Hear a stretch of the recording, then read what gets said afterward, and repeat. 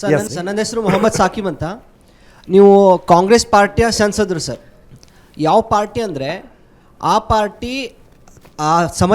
Party ರೂಲಿಂಗಲ್ಲಿದ್ದಾಗ ದೇಶಕ್ಕೆ constitution ಸಿಕ್ಕಿದೆ, ಆ ಪಾರ್ಟಿ ರೂಲಿಂಗಲ್ಲಿದ್ದಾಗ ದೇಶಕ್ಕೆ ಫ್ಲ್ಯಾಗ್ ಸಿಕ್ಕಿದೆ, ಆ ಪಾರ್ಟಿ ರೂಲಿಂಗ್ ಇದ್ದಾಗ ಸಿಕ್ಕಿಂ ಅಂತ ರಾಜ್ಯಗಳು ನಮ್ಮ ದೇಶದ ಒಳಗೆ ಬಂದಿದೆ.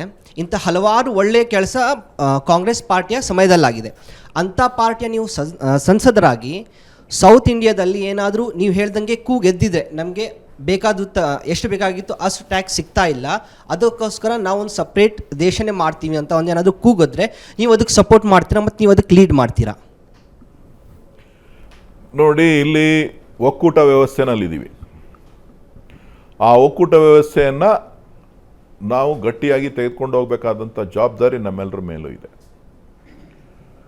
ಭಾರತದ ಪ್ರಜಾಪ್ರಭುತ್ವ ವ್ಯವಸ್ಥೆ ಮತ್ತು ಬಾಬಾ ಸಾಹೇಬ್ ಅಂಬೇಡ್ಕರ್ ಅವರು ಕೊಟ್ಟಿರ್ತಕ್ಕಂಥ ಸಂವಿಧಾನ ಇವೆರಡೂ ಕೂಡ ಬಲಿಷ್ಠವಾಗಿ ಉಳಿತಾ ಇವತ್ತು ನಾವು ಅಖಂಡ ಕರ್ನಾಟಕವನ್ನು ನಾವು ಕಟ್ಟಬೇಕಾದಂಥ ಕೆಲಸ ನಾವು ಮಾಡಬೇಕಾಗಿದೆ.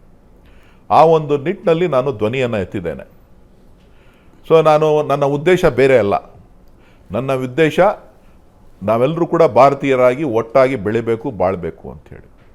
ಇವತ್ತು ನಮಗಾಗಿರುವಂಥ ತೆರಿಗೆ ಅನ್ಯಾಯಗಳೇನಿದೆ, ಹಣಕಾಸಿನ ತೆರಿಗೆ ಅನ್ಯಾಯಗಳು ಏನು ನಮಗೆ ಕೊಡಬೇಕಾದಂಥ ಅನ್ಯಾಯಗಳು, ಅದರ ಬಗ್ಗೆ ಬಹುಶಃ ಯಾರೇ ಮುಂದಿನ ದಿನಗಳಲ್ಲಿ ಮಾಡಿದ್ರೂ ಕೂಡ ನನ್ನ ಸಂಪೂರ್ಣವಾದಂಥ ಸಹಕಾರ. ನಮ್ಮ ರಾಜ್ಯಕ್ಕೆ ಆಗ್ತಾ ಇರ್ತಕ್ಕಂಥ ಅನ್ಯಾಯ ಇರ್ಬೋದು, ದಕ್ಷಿಣ ಭಾರತಕ್ಕೆ ಆಗ್ತಾ ಇರ್ತಕ್ಕಂಥ ಅನ್ಯಾಯ ಇರ್ಬೋದು, ಇದು ಇವತ್ತಿನ ಪರಿಸ್ಥಿತಿ ಅಲ್ಲ, ಮುಂದಿನ, ನಾನು ಆಗಲೇ ಹೇಳಿದ್ದೇನೆ, ಮುಂದಿನ ಯುವಜನೆಯರ ಭವಿಷ್ಯದ ಪ್ರಶ್ನೆ. ಆ ಪ್ರಶ್ನೆಯನ್ನು ಇವತ್ತು ಎತ್ತಿದ್ದೇನೆ. ಆ ಯುವಕರಿಗೋಸ್ಕರ, ಆ ಮುಂದಿನ ದೇಶದ ಪೀಳಿಗೆಯನ್ನು ನಾವು ನಮ್ಮ ರಾಜ್ಯದಲ್ಲಿ ಸರಿಯಾಗಿ ನೋಡ್ಕೊಳ್ಬೇಕಾದಂಥ ಜವಾಬ್ದಾರಿ ನಮ್ಮೆಲ್ಲರ ಮೇಲಿದೆ.